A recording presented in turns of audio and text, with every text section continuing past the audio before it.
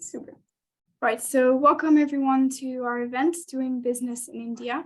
I'm Oriane from Cambridge Cleantech. I'm the Communication and Event Coordinator.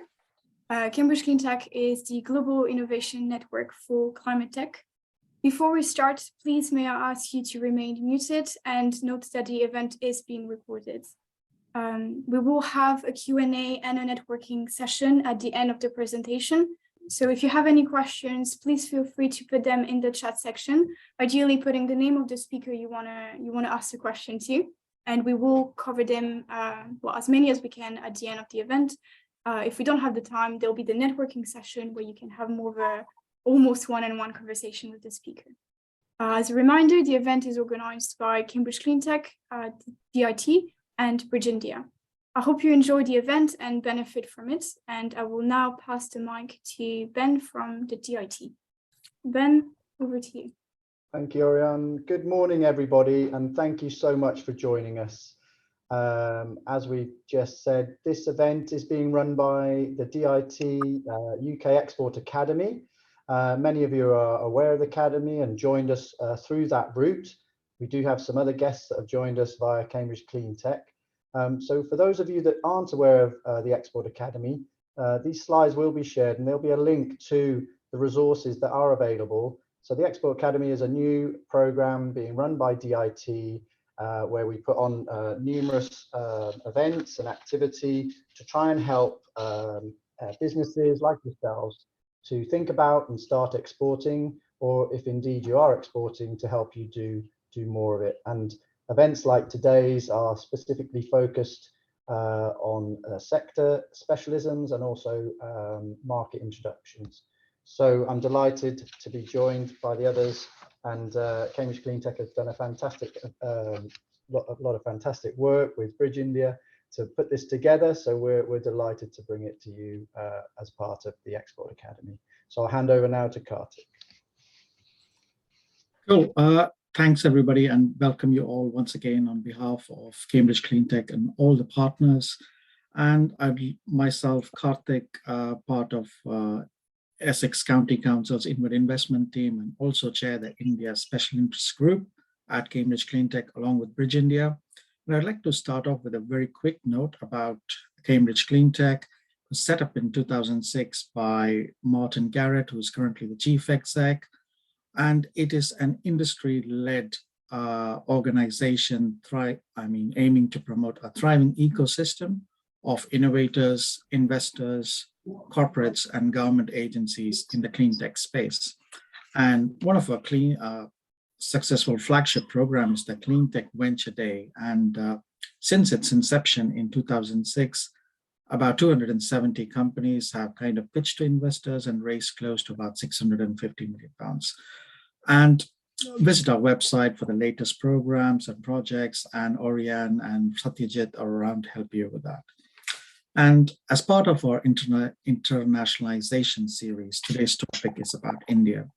I'm sure we all read about India in various, through various channels about the size of the Indian market, the opportunities. And I'd also like to note that India and UK share a strong economic and cultural ties, including a shared history, and possibly a strong free trade agreement between both the countries in the coming months. But like you are all aware, doing business overseas is challenging and complex, and India is no exception to that. And in the next 1 hour, we aim to kind of give you a kind of a high-level view on doing business in India, both the opportunities and the challenges it presents. And for that, we have lined up an excellent range of speakers to kind of share their experience and expertise with you. We have got Alan Highet from the DIT and International Trade Advisor speaking on doing business in India. Leena, Pishe, Director of Global Inroads, talking about accessing various Indian markets. Kim Collaço from the Executive Director at ASA Corporate Catalyst in India, again talking about joint ventures. And CCT, or Cambridge Cleantech, has been involved in the Indian Indo-UK innovation space since 2016 through various projects. And it's realized the significance of the value created between both the countries and set up the India Special Interest Group in partnership with Bridge India, a leading UK-based think tank. And today, Pratik Dattani from Bridge India is joining us, speaking about the general business landscape in India and also presenting a case study. And finally, I would like to kind of finish off by emphasizing on networking. And today's meeting is all about connecting with people. And as our commitment to supporting SMEs in the UK, Cambridge Cleantech and all the partners involved, DIT, Bridge India, and the speakers from India, ASA, and Global Inroads, are offering one-to-one meetings for the companies after post this event. So feel free again to kind of reach out to Orion or the organizers, who will be happy to kind of organize this. So I'll kind of try to quickly rattle through stuff, but with that, I hand it over to Pratik, who's our next speaker. Thank you. Wonderful. Thank you so much to Karthik for that introduction, and to Cambridge Cleantech for putting this great seminar together. I can see lots more people are joining as well. It's great to see so many of you here. A little bit about Bridge India to start off with. We are a non-profit think tank set up in 2019, and our aim is broadly to help India watchers better engage with India. So we typically have we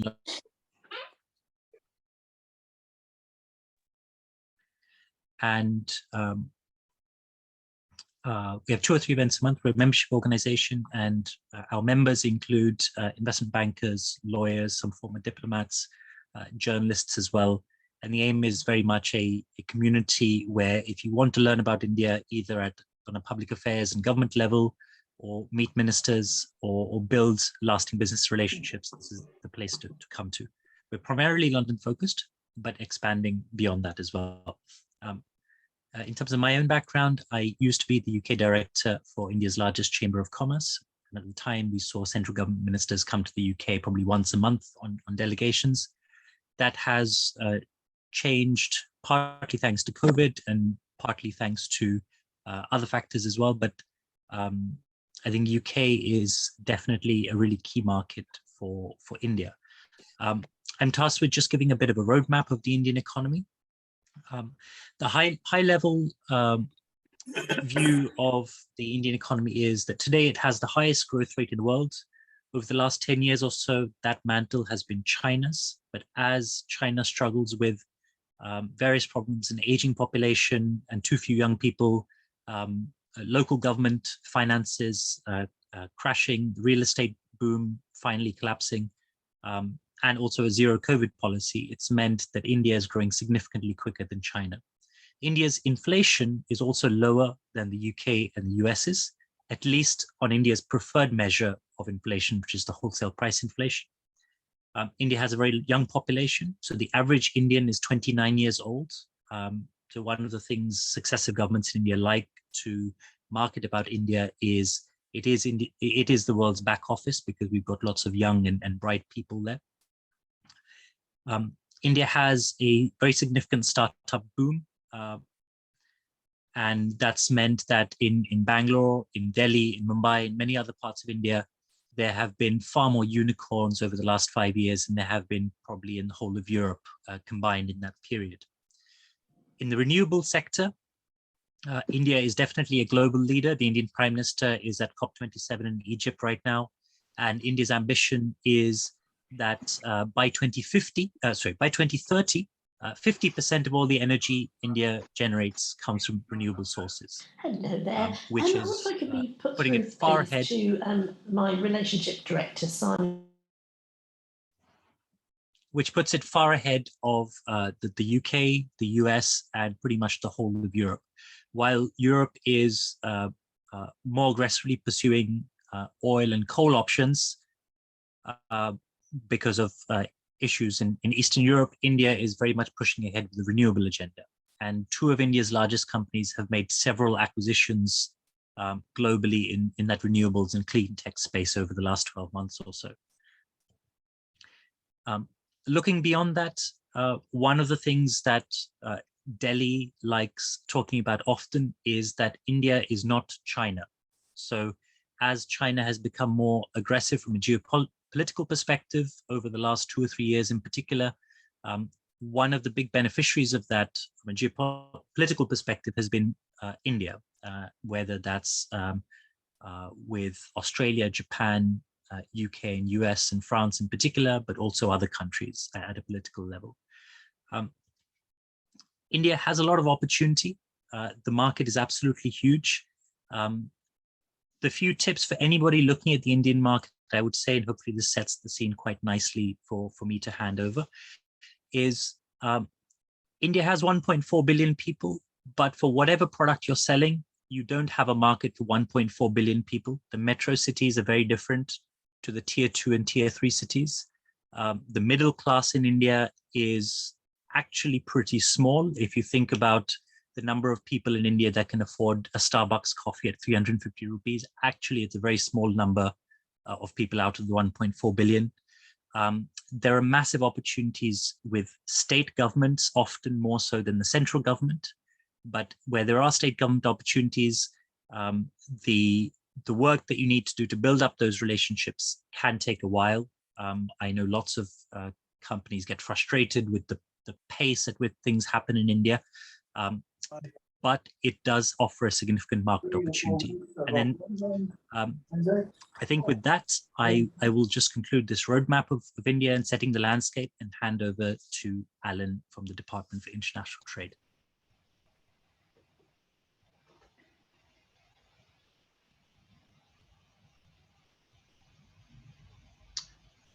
Thank you, Pratik. I still see you on the screen.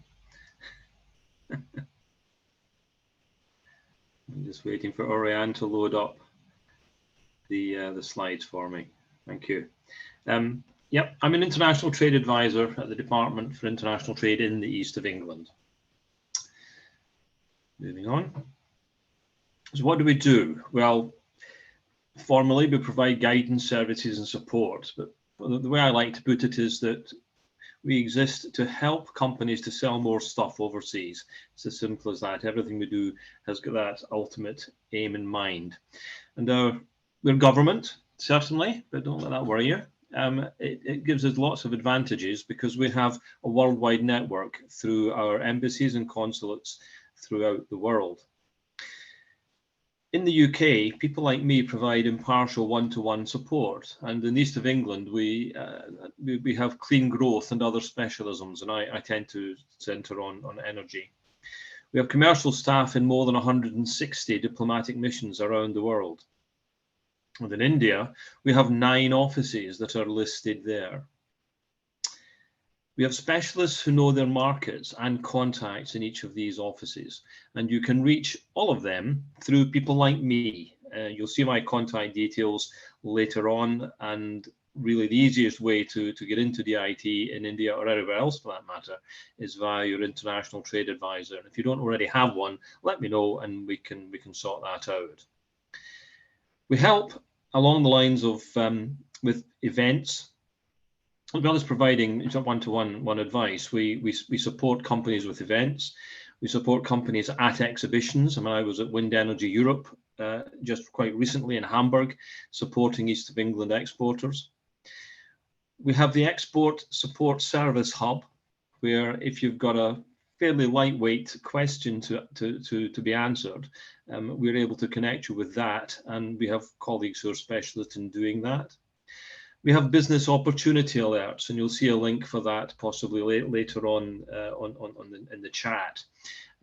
You sign up for it using your email and using any number of keywords. And if any of my colleagues post an alert, then you will get it in your email each day. And I noticed this morning there are nearly 24,000 export opportunity alerts on our system. That covers absolutely everything in the economy, products and services, but nevertheless, 24,000 is enough to be going on with. And we have inward and outward missions. I'm about to say a little bit more about one of these in a moment. But so if I ask you to move on, Oriane, thank you. To give you an example of how an inward mission can work, certainly, we had a delegation from India led by DIT India at Global Offshore Wind in Manchester earlier this year.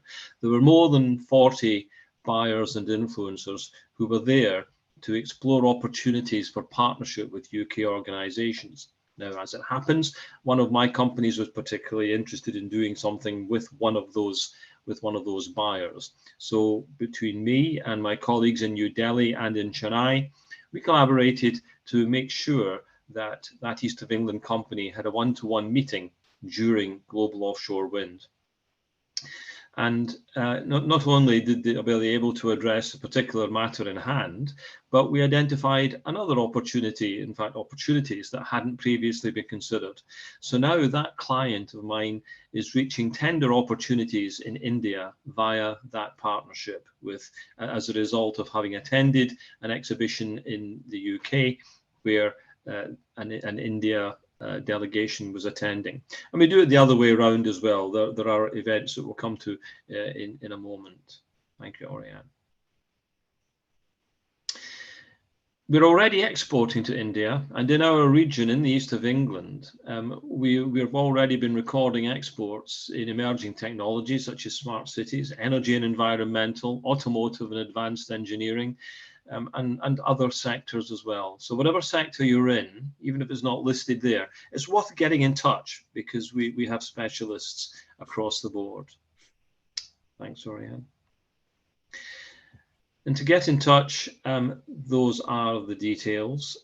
My email address will appear in the next slide, but for the moment, just to draw attention to great.gov UK Markets India, that will take you to our export guide. And I think either Oriane or Isha will be putting on the chat a number of links at the moment, one of which gives you India in the context of DIT generally, details of our 9 offices, but as I said earlier, it's best and easiest for you to reach those offices via people like me.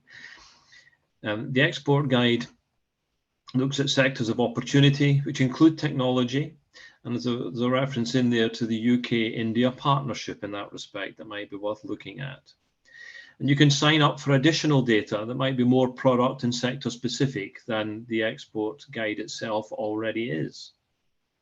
I've touched upon export opportunity alerts already, and in the context of events, there is a link there where you can key in what country you're interested in and find out what events are happening.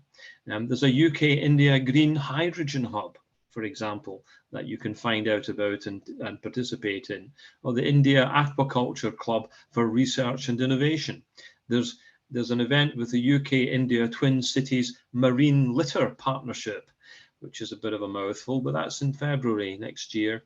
And there's going to be a digital health trade mission to India in 2023, around about mid-February. And that, I think, sums up everything that I have to say. So thank you for listening, and I'll hand over to Leena Pishe Thomas. Thank you.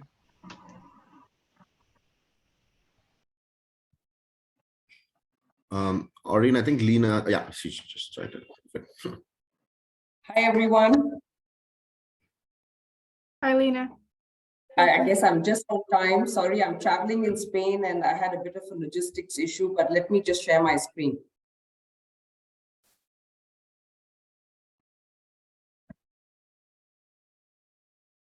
Can you see my screen?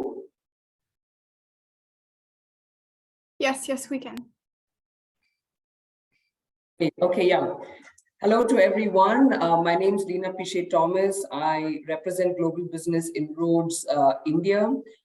We are an international business, tech and innovation management consultancy based in Bangalore. Also very happy to be co-located in the UK alongside Cambridge Cleantech, and been working extensively with Cambridge Cleantech ecosystem to help bring UK innovators into India, as well as to work to support Indian innovators access the UK market, internationalize and commercialize. So I'm just going to take, I've been asked to focus on the cultural aspects of doing business in India and and also alongside that, the methodology to help entrepreneurs basically access the India market. But again, here a quick slide on the on the geographies that we focus on. We have really positioned ourselves as a global innovation platform, really to give a platform to entrepreneurs to access new markets. And today we are focused on UK entering the Indian market. And so we've been around for over a decade and supported over 200 organizations over the last few years. I think one of the good examples is even during COVID, alongside the various government-supported programs we ran. I think just last year we touched upon close to 100 entrepreneurs, supporting them with international market access. This is again a quick ecosystem, like what do we really bring together at the end of the day when you look at technology market entry. You have the technology company, they need to be connected with technology adopters, and that could mean corporates, it could mean government, it could mean utility, it could mean entrepreneurs wanting to look at use cases, look at open innovation. So we kind of bring that connect together. And most importantly, as we have all seen, we need to look at the ecosystem, whether it is the governments, the tech clusters, the R&D accelerators, incubators, investors, trade promotion agency. So this is really the ecosystem we bring together for entrepreneurs. Further on, I think for all of you, you're all here today because you also know that India is a very interesting and growing market, and you want to learn more about it. So here are some snippets of the fast-paced and the fast rate at which the Indian market is growing in various sectors, whether it is clean tech, whether it is biotech, or biotech, healthcare, agri-tech, or digital transformation. So here are some quick numbers. I'm not going to focus on each one of them because we all have 7 to 8 minutes to present. And but what I want to focus on is the business communication and cultural aspects to give you this dimension apart from the business dimension of doing business. So for example, these are some few things you need to know when you look at India. One of the things being decisions are strongly influenced from the top. In India, and usually one person makes all the major decisions and always attempt to deal with the highest level person available. And to do business, it is slow and difficult, but it is not impossible. You being persistent really helps. So if you think that coming to India on a business trip and having some really good meetings is going to do the deal for you, you got to think again, because it does take consistency and continuity to make things happen, in the country. English is the official language of doing business. And for example, when an Indian answers, I will try, he generally means no. So you consider it to be a polite no, because if they want to do business with you, they will be quite upfront, about it. And they could also be the ones, very proactively, pursuing you. Indians find it very difficult to say no. They find it impolite. So sometimes if they are silent, that is, a polite way of saying that they are not interested. But today, of course, in India, they do get back to you, quite quickly. And I think 1 or 2 rounds of follow-up, if you're very interested in working from somebody, will not hurt. So this is generally things we have seen working. Try to follow up an email with a phone call, because Indians do believe in personal relationships. They like to know you. They like to trust you, and it takes them time to build these relationships. So if you can make a trip to India, if you can meet people physically, that definitely, helps. They value relationships and trust over anything else. So even if your technology may not be the best, but if they are very comfortable with you, that might, be a plus point. And if you have a great technology, but you can't build trust and a good relationship, that could, be a detriment that could go against you actually while doing business in India. One of the things to note is India is a multilingual, multi-ethnic and pluralistic society. So if you think you've met few people in North India and you think you understand South India, think again, because people are very different, very diverse, and depending on if you meet a person from Bangalore or you meet a person from Delhi, you will see that the way people react and interact could be very different.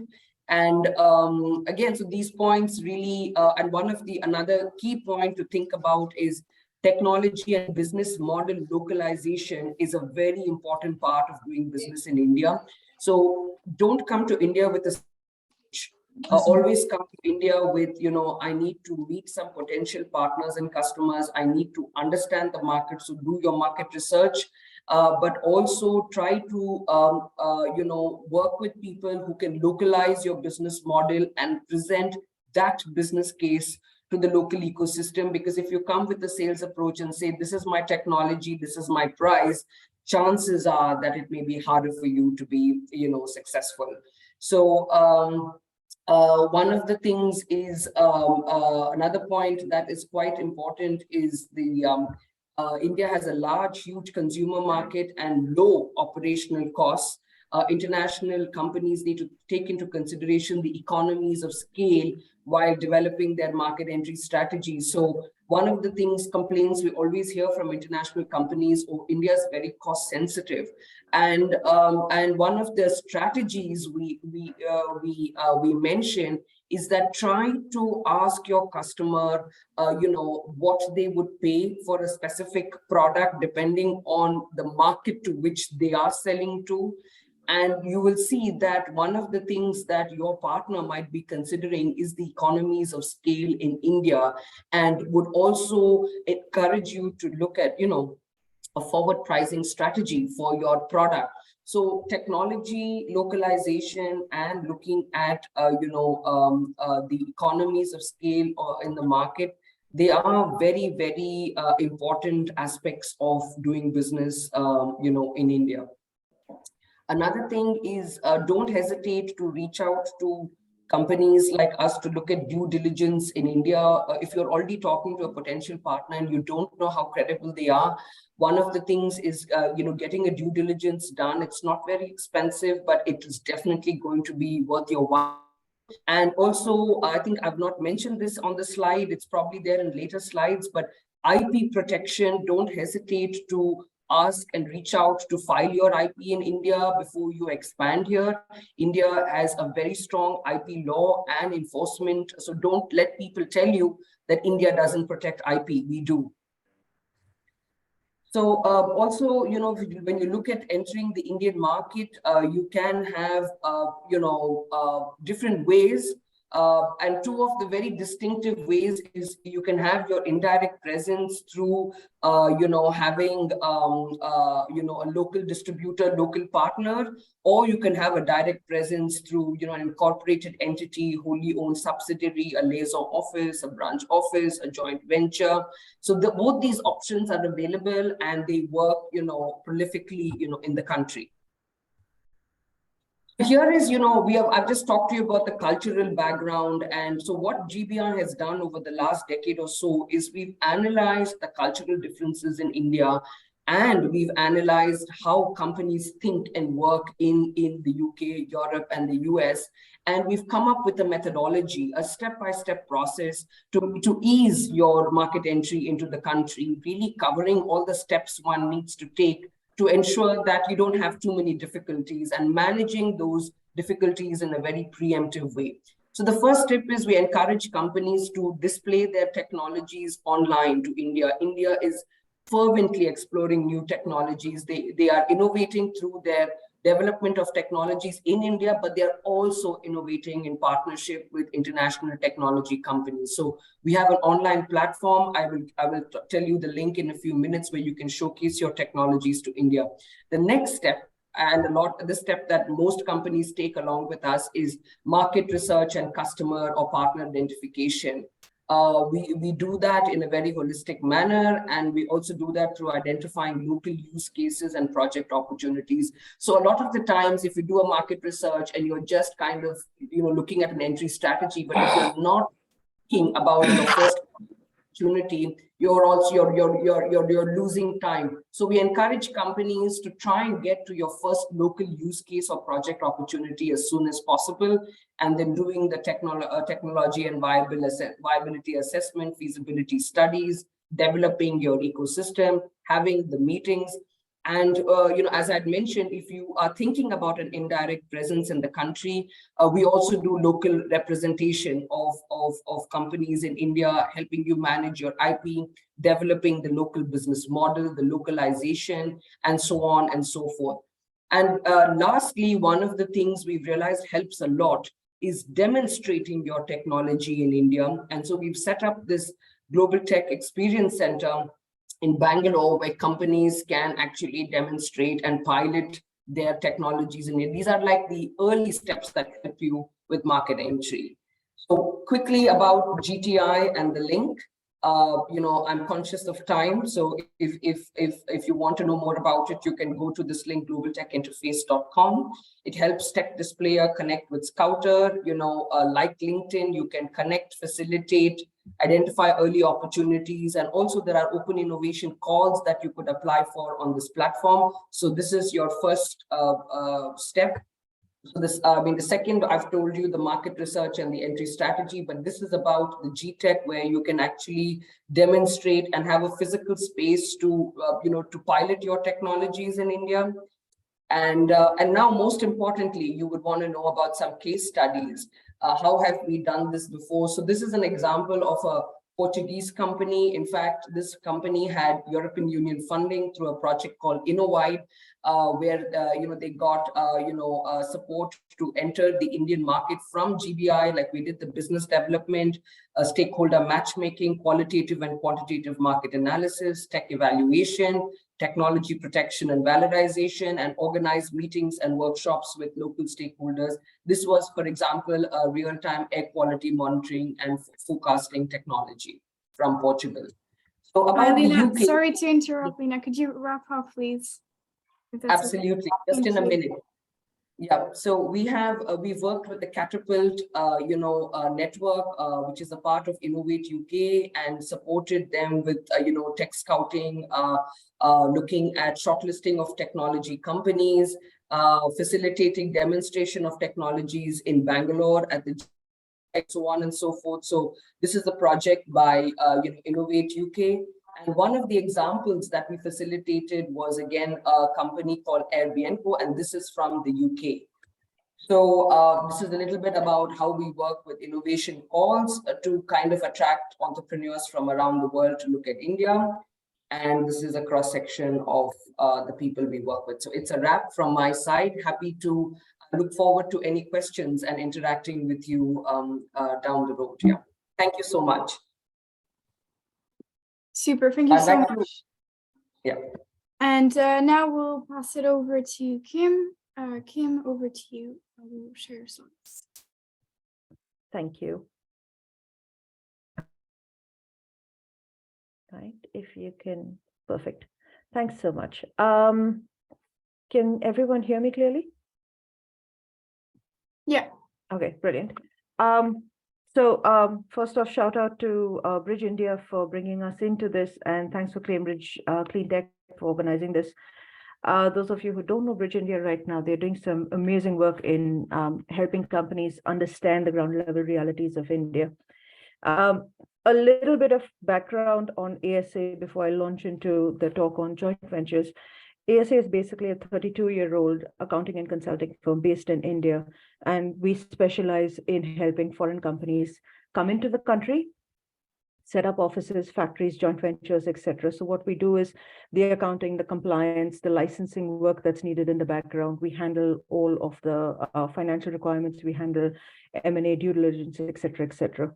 So a lot of what is in my presentation today is practical experience of what we have had to advise our clients about, and problems that our clients have found themselves in that we have then had to extract them from.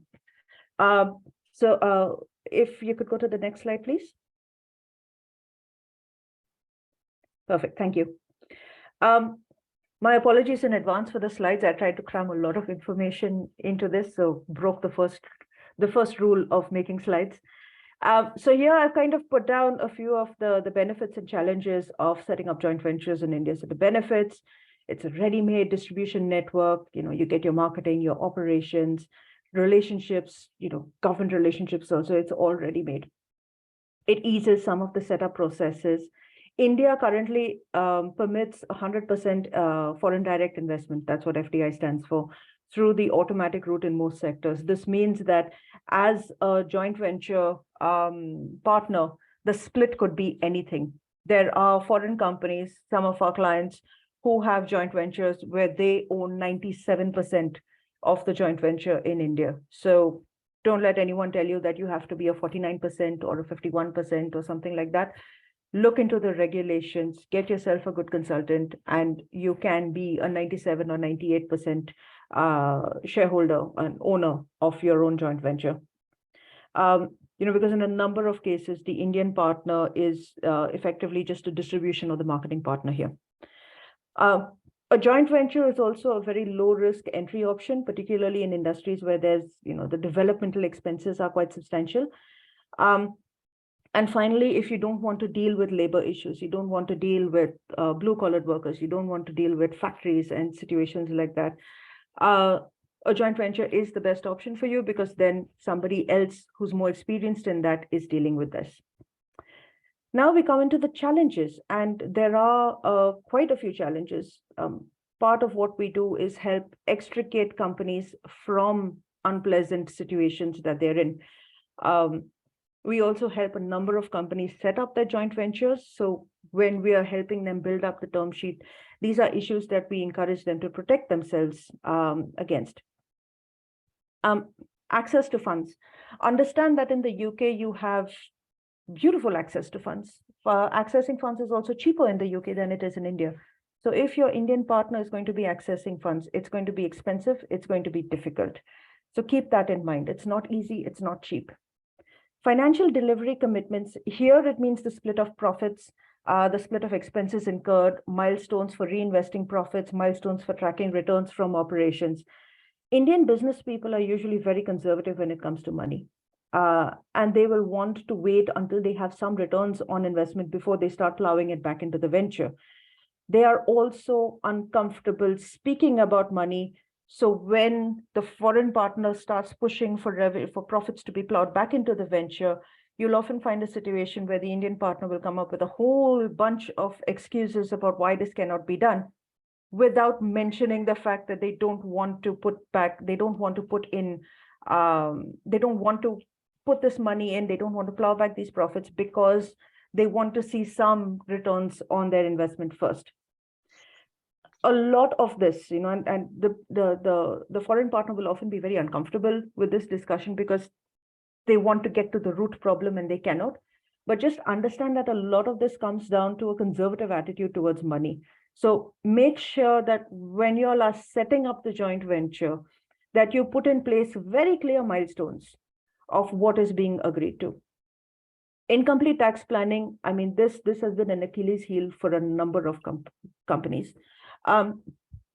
India is not an impossible market. There are a number of companies from many different countries that have been doing stellar work in India, where India is one of their largest markets, where India is a key production center for them that is developing goods that are then exported to multiple other countries. So there are a number of success stories. However, tax planning is essential. It is so essential that there is a slide dedicated to this immediately after that. And these are things that you need to put into place before you start sending goods into India. Cultural differences and communication gaps. Now, one of the single biggest problems that we have seen in JVs, that we have seen as the cause of a JV falling apart in India, is the lack of clear communication. I'm simplifying this, but this is what it boils down to, where both parties are coming from very different cultural backgrounds and are making assumptions about each other. On the cultural front, keep in mind that India follows a top-down approach. Leena already alluded to this. You will likely be dealing with a family-run organization where the patriarch is the final decision maker. However, as a foreign company, as a British SME, you may have a sales guy who's half the age of the patriarch who is leading negotiations on this. Now, this can cause a little bit of friction. So I'm not saying send someone who's ancient and gray-haired. All I'm saying is clear the air in the beginning. Clear the air about who the decision makers are, and understand that while you may want to start doing business immediately, the Indian partner will hold out for assurances and details. So when a lot of companies feel that negotiations in India take forever and they take very long, it is because of this.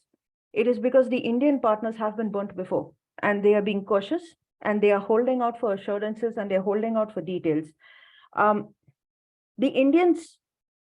Understand that the Indian companies that you end up wanting to tie up with for joint ventures are entrepreneurs who have already built large organizations. They've built their organizations and they have learned their lessons the hard way. So these are hard-nosed, self-made businessmen that you are dealing with, and women. So they are looking for long-term benefit usually. They are not looking for short-term benefits. So in most cases, you may find somebody is looking for a short-term benefit, but you want to clear the air right in the beginning. You want to be clear about what your take is from the joint venture and what their take is from it. Inexperienced in handling joint ventures, weak due diligence on JV partners. Once again, this is something that we've seen happen on both sides of the joint venture, not just the Indian partner, but the foreign partner as well. We've often seen a case of an excess of trust on one side and not enough documentation protecting anyone. I've seen companies allow the joint venture to have complete control over everything. We had a situation where a foreign client, or rather a foreign company, had a joint venture in the auto ancillary space, and they had given over complete control to the Indian partner. So the Indian partner controlled not just the supply chain, not just the manufacturing, but also the customer, the largest customer, which meant that when the Indian partner decided that, okay, they would start making similar technology, because once again, they ended up having the IP as well, there was nothing that the foreign company was willing to do to them because they did not want to lose this very large customer. So had they had proper controls in place, this would never have happened. Had they had proper documentation, proper communication in place, this would not have happened. I've also seen foreign partners make all sorts of promises on product and product quality and technology transfer to Indian partners, and then not make good on any of it, leaving the Indian partner in the lurch. So make sure that you promise what you can deliver, that your sales teams and your international teams are not promising the sun, the moon, and the stars when they cannot deliver it, because we've seen it happen on both fronts. Large organized corporations versus family-run setups, compromising controls. Now here there are two aspects to this. In a large organized corporation, you've got ESG systems in place, you've got corporate governance in place, you've got anti-bribery codes in place, all of that. The family-run business may not have that. So what you want to do is you want to ensure that both parties are using the same measuring scale and the same systems of corporate governance, etc., and that all of this is aligned from the very beginning. You don't want a problem cropping up 5 years down the line or 6 years down the line. The other issue is control. Does your Indian partner understand exactly who is in charge and what they are responsible for? Are they responsible for just logistics, marketing, and administration? Or is it more? Can they take decisions on the brand? Can they take decisions on the product? Or does that responsibility lie solely with the foreign partner? And this is something that you need to discuss initially, and you'll need to agree upon it. Things like who controls the customer, who decides on leadership, the managing director, the CEO, the board of directors, the CFO, who's going to decide on who sits in these places, who controls the auditors, and that came out wrong, but essentially, as a majority partner, you need to know what the auditors are reporting, because the auditors are the ones who will tell you what is happening operationally, financially, within that joint venture enterprise that you have set up. And finally, okay, sorry, just yeah. 1 more minute, please. Yeah. I'll wrap up quickly. Thank you. And then you've got differing business goals. This is essentially if, depending on who wants to pull out money quickly, who wants to plow in the profits, who's looking for a short-term, medium-term, or long-term return. If you could go to the next slide, please. So this slide is pretty self-explanatory. I'm not going to spend too much time on this. These are the tax issues that we were warning about. So you've got corporate tax, income tax. Decide which tax treaty you want to be on. Do you want to be on domestic tax laws, or do you want to be on the laws that are set out by whatever tax treaty your country has with India? For this, you need a good, experienced tax consultant. When you're deciding on your tax consultants, please do not be afraid of asking for referrals. A tax concession, India currently has a 15% basic tax to manufacturing JVs, as long as they commence production before the 31st of March 2024. However, if you take this, you forfeit all other concessions. So all state level concessions that come in, you forfeit all of that if you take this basic 15% basic tax rate. Transfer pricing, taxation on money, moving out of India, etc. Valuing royalty. So India always, the Indian tax department scrutinizes all money going out of the country for money laundering. They're very concerned about money laundering, and rightly so. So you have to make sure that when you value royalty, when you are valuing payments on IP, that IP has actually transferred, that there is proof that is backing up your money movements. For example, Huawei right now is, Xiaomi, I think, there's a major case going on in India where the money transfers were decided on a very ad hoc basis. There was no paperwork backing them up. So always make sure your documentation is in place. Get yourself a good transfer pricing expert. Prevention of money laundering, once again, get your paperwork sorted out. International restructuring, change of ownership. This is a big issue. If you own, say, 70% in a joint venture in India, and you've been restructured, you've merged with somebody or been taken over by another organization, that's going to affect your entity in India, and also that is going to affect the carry forward losses that you have. You will not be able to claim that as a tax rebate. So be aware of ownership as well. Be aware of how international restructurings affect the ownership of your joint venture in India. And finally, dividends in India are no longer taxed, but dividends are taxed in the hands of the recipient. So while the joint venture will pay corporate tax, the joint venture partners will have to pay income tax, and dividends paid will be taxed. You have to decide in which country you want them taxed and how you want it done. Orion, if you could go to the next one, please. I'm going to wrap up now. Literally 10 seconds, sorry. Okay. All right. Other issues to keep in mind, people have been asking about IP. If you have highly sensitive IP, please don't do a joint venture. Set up a private limited company in India, and then contract out different bits of your IP to different joint ventures. You can set up separate joint ventures and contract little pieces, so no single entity has complete control over your IP. And yes, as Leena said, please do register yourself in India. If your IP is moderately sensitive, set up a manufacturing base with a partner or alone, and then set up a marketing joint venture with an Indian partner. This way, no matter what happens, you are able to ensure that no single person has access to all of your IP, and no single company has access to all your IP. Down there is a little thing on what your consultant can do for you, and this is how we help our clients. If you've already found your partner, we can do a forensic investigation into them to understand, and this can be hidden or open, to understand, do a due diligence on them.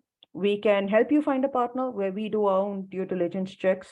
We can help you tie up with a partner, so help you with your contractual stuff and your term sheets to ensure that you're protected. Or for an existing joint venture, we can send a team to ensure that check for financial slippages, compliance issues, IP leakages. And finally, a number of our clients who are in joint ventures outsource the accounting, auditing, payroll, regulatory compliances to us, where we ensure everything is above board. Dealing with your Indian partner, the most important thing is trust. Ensure that there is regular two-way communication, work out everything, ownership, leadership, terms of collaboration, shareholding pattern, revenue sharing agreements, when milestones for plowing profits back into the enterprise, and your milestone payments also. Arrange and finalize everything in the term sheet itself. Decide on all of that before you start doing business. Could we have the next slide, please? No, sorry, I really have to stop because we won't have the time for the other speakers, but we Okay, will sure. have the networking session, so there will be time for more conversation with you. Please, everyone, if you're interested in what Kim has been saying, there's time after for her to explain in further details. Yeah, sorry about that. It's just No, that's fine. Thank you so much. All right, so moving on, after Kim, we'll have Pratik for, sorry if I'm mispronouncing, for the case study. So Pratik, over to you. Wonderful. So thank you so much. So I'll be very brief. What I want to just go through is a case study of a UK SME that successfully gone through market entry in India. And it's something that has become global. So this is a company that works in the battery industry. It's called Faradion. It's based between Sheffield and Oxford. It started in 2011 and had been in R&D for over 10 years. In our phones, laptops, Tesla cars, electric vehicles, etc., there are lithium-ion batteries today. But in the next 30 years, the world will run out of lithium. Lithium prices have already tripled in the last 1 year, as have cobalt and nickel prices. So there are a whole suite of other batteries that are more sustainable. The world leader in this space is Faradion, which makes the sodium-ion batteries. We took them for a market visit to India. I led that visit in November 2019, which had about 3 months worth of prep before that. And from the top 20, I would say battery companies, electric vehicle companies, energy storage companies in India, we probably met 12 or 13 of them. One of them was India's largest company. And we started talks at a very senior level. And that was just the start of Faradion's commercialization. Given we're short of time, I'll just summarize the following 2 years very quickly. So from November 2019, their first market visit, through to December the 31st last year in 2021, Reliance bought Faradion for £100 million with an additional 25 million for accelerating commercial rollout. And what that has meant is a journey that started in India in pretty much a textbook case of how to do market entry. Everything that Kim said, build up the relationships, even if it's going slowly, it's okay. There'll be a patriarch that makes the decision. And subsequently, after the acquisition, the second richest man in Asia, Mukesh Ambani, has been sitting on various board meetings with Faradion. And the message for Faradion has essentially been, you've got a captive customer for the next 20 years. It doesn't matter if you don't get any other customers in the world, you'll still be the largest such battery company in the world. And that's been the case of an Indian company that invests for the long run, took some time to warm up to Faradion, and a UK SME where the management didn't have any experience of working in India or with Indians before, bringing them together and making sure that the partnership worked well. Today, there's a 5 gigawatt gigafactory energy storage facility in Jamnagar in the western part of India in the state of Gujarat, which will be using sodium-ion batteries. That facility will be ready in the next year and a bit, and that will be scaled up to 50 gigawatts in the next 6 years or so, partly using lithium-ion and partly using sodium-ion. And in the UK, Faradion is building a center of excellence in Sheffield, which has been possible through the acquisition funding. 200 staff in the next 6 months should be joining, compared to 16 people in the company as of the date of acquisition. So quite a huge increase. And also subsequently, once the center of excellence is set up, also starting manufacturing facilities in the UK. So not every company has as much success as Faradion does. It was a question of having the patents, having the IP, having an excellent Indian partner, and wavelengths from both sides matching. And I'd like to think I played a little bit of a part in that journey. If you'd like to talk more about any similar other case studies that we've been involved in, very happy to chat in the Q&A, but Orin, hand over to you for now.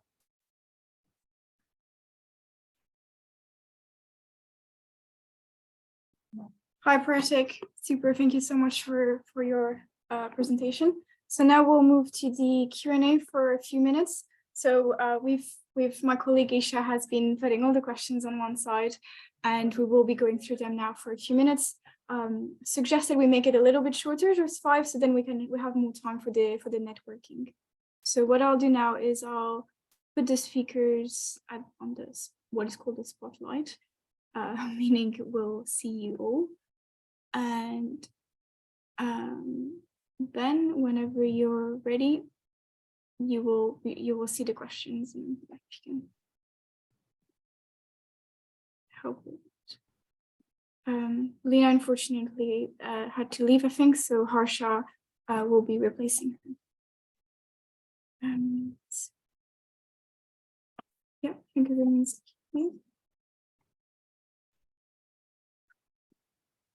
Okay.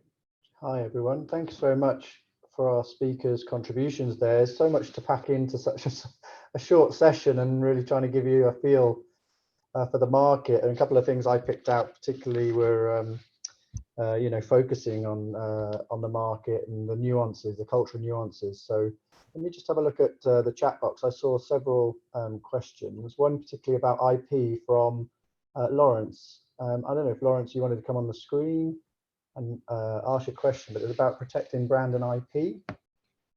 So Val Hospital, is Lawrence going to come on screen? Is that possible, or do we just yeah. read it? Yeah. Give me Lawrence. But if you unmute yourself, then I'll know where you are, because there's quite a few people in the call today, and then it might be easier that way. If you wish to unmute yourself, of course. If not, I can read the question out. It's not a problem. Yeah. So for speed, I'll read it. Hello. Oh, there we go. Yeah, there we go. Hi. Oh, you're on mute. Sorry, Sorry. Lawrence. Here you go. Lawrence, I think you're on mute.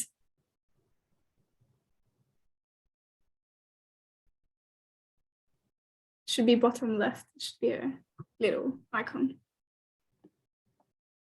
Okay, have I? Super. Yeah.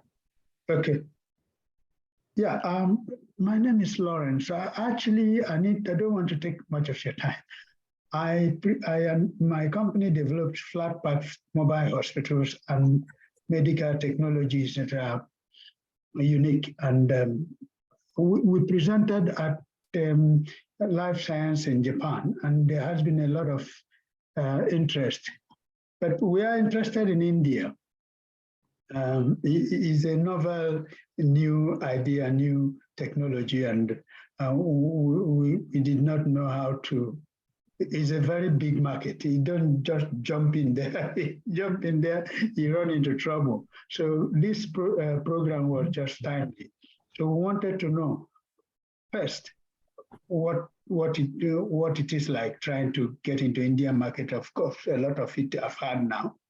The other thing we need to know is how government can support companies like us enter into big market like India for the first time. In fact, actually our export for the first time. And what kind of support is there for maybe other people too who have innovative products wanting to go to India. So these are things, and in particular our IP. And we have intellectual property for what we are developing, and I don't know what it is like in India. I don't want to jump into that market and get swallowed.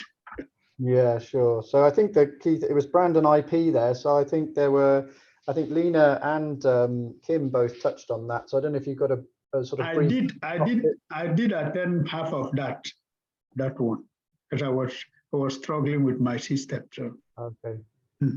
So I don't know if Leena or Kim would like to step in and just give a couple of pointers.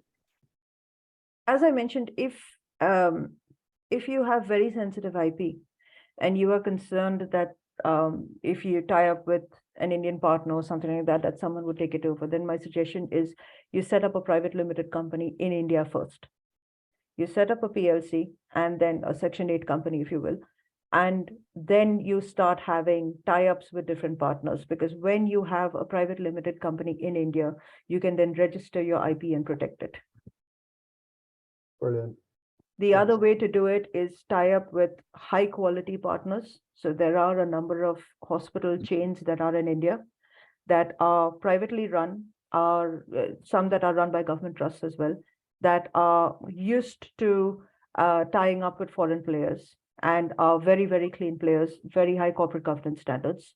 You can work with a consultant, find them, and tie up with them. Brilliant. Leena, I see you're on. Would you like to add to that? Sorry, I didn't listen to the question because I kind of got bumped off and came back in. Oh, it's okay. I think Kim's covered it nicely for us. So in the interest of time, we'll just move on to another question. So I've got a question here from Nancy Clark, who's a freelance product designer. And the Indian company that she's working with is a homeware manufacturer supply UK retailers. She's in the midst of negotiating prices. So what are the key things she needs to look out for in her negotiations? I noticed that somebody did mention the hierarchy. So making sure, I guess, that you're negotiating with the right person. But who would like to pick that question up for me? It says they originally wanted Nancy to work on a royalty basis, but she's asked for a daily rate. So again, any advice on that particularly? I think I'll try and take that, Okay. Ben. In general, I think the negotiation process. I mean, I think the question you have is about a license vis-a-vis a daily rate, right? So in India, am I getting the question right? Yes, as I understand it. Yep. So if that is the thing, it's definitely something that we have also placed sometimes in front of the Indian partner, and consumer to try to or the customer to see whether they would look at, instead of charging a consultancy fee, whether they would actually take a license and do the needful. And it really depends on the choice of the Indian partner as well. So sometimes one of the de-risking strategies when you talk to partners, especially at the early stage, is to try and talk to at least 3 to 5 different potential partners who can propose different things to you. So just because one potential partner says, I would prefer to do this, then if that methodology doesn't work for you, you can, definitely try and speak to 2, 3 other people to see who would alleviate your challenge and who would be most suitable for the way your company would like to do business.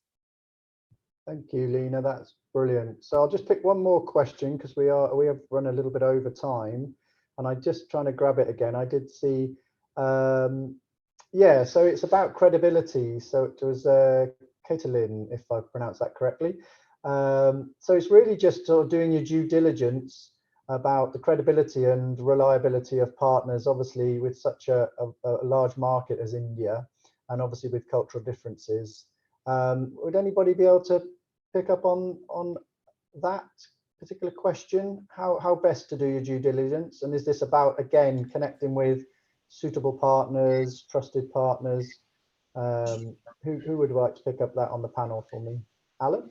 That's something that we get asked quite a lot, and not just in India. It's something that we can do a little bit to help with. We're not authorized to be able to give definitive advice as to whether or not a potential customer or distributor would be entirely safe. But what we sometimes can do, and it depends on the circumstances, I'm bound to say, but I've had colleagues in various markets, including in India, look at a potential distributor for a product on behalf of the UK company, and just to find out what they can learn from them through the equivalent of Companies House, through the local press, stuff that we might not be aware of here in the UK, just to get the general impression as to whether the company, what size it is, whether it seems to be credible, whether it gets a good press where that appears, and so on and so forth. Now, it can still all go pear-shaped, of course, but at least it's an indicator. And there are businesses, and they charge a fee for it, but you can get information through the equivalents locally of Dun & Bradstreet and people like that. But that starts to cost a little bit of money. When you do go ahead, and let's assume that you don't find any particular reason not to. So when you do go ahead, we would always suggest that initially you ask for payment up front before you part with any goods. That's something which the others might might have an issue with, because of course there's no guarantee that you will deliver the goods. But it's one of these elements for negotiation, and if they're willing to pay you up front. I know a company who always does that, and they won't do business with anybody unless that's the way to start with, and it works out for them. But when you are into a situation where you're going to deliver product and companies, you're depending on companies actually paying you afterwards. There are various mechanisms through through the banking system to reduce the risk, and it's possible, and we always recommend taking out credit insurance, and that's something that should be taken into account in your pricing to begin with, because you will have to pay for that. But it does give you a degree of security. So if it does all go badly, at least you're able to get most, if not all, of the money that you were owed. And in that respect, we can sometimes help you through another part of DIT, which is called UKEF, UK Export Finance. And if you're having issues with your own bank in that respect, we can, UKEF can have a word with people, perhaps introduce you to another bank, and so on and so forth, to help you to get the credit insurance that you need. Brilliant. Thanks, Alan, and thanks to all the panelists. So I think there are a couple of extra questions, but I think they might be answered in some of the networking elements. So I just want to hand back to Ariane, because again, I'm conscious we're running out of time. But it just goes to show, that there's probably several spin-off events that we can do off the back of today's excellent presentation. So it's food for thought. And if you are able to feed back after the event, it's things like that we can take on board to try and set up, further activity that will help you all, especially in such a complex market as India. Ariane. Super, thank you, Ben. Right, so now we're going to go into the breakout rooms, but before I do that, there's just a couple of reminders. First, there is a link for the one-to-one meetings post-event. So if you're interested in meeting any of the speakers, please have a look at the link. You can contact them directly, but because there's a lot of you, it's easier if you'll go through the link and then I'll dispatch it to the right speakers. So that's number one. Number two, as you've seen, unfortunately, I had to cut Kim's presentation a little bit short, which I'm sorry about. And so please have a look into, if you have the time, go and speak to her after in the networking session, because there is the term sheet checklist and there will be a free guide. I will also share the free guide in the thank you email after the event. But yeah, if you're interested in that, have a look into, have a conversation with Kim. And also, of course, thank you to all the speakers for taking the time out of your busy day to explain your topic. And thank you to all the attendees for making it so far and for coming and joining us today. Also, a special thank you to Karthik, Ben, and Isha for making the event run smoothly. And yeah, I think we're good to go. So I'll open Isha will open the breakout room for 10 minutes or so. You are welcome to stay longer. However, the speakers are not necessarily going to be able to stay that long. So please do bear that in mind. And yeah, all the best for your journey to India. And please don't hesitate to reach out to me or any of my colleagues if you have any questions. So, yeah.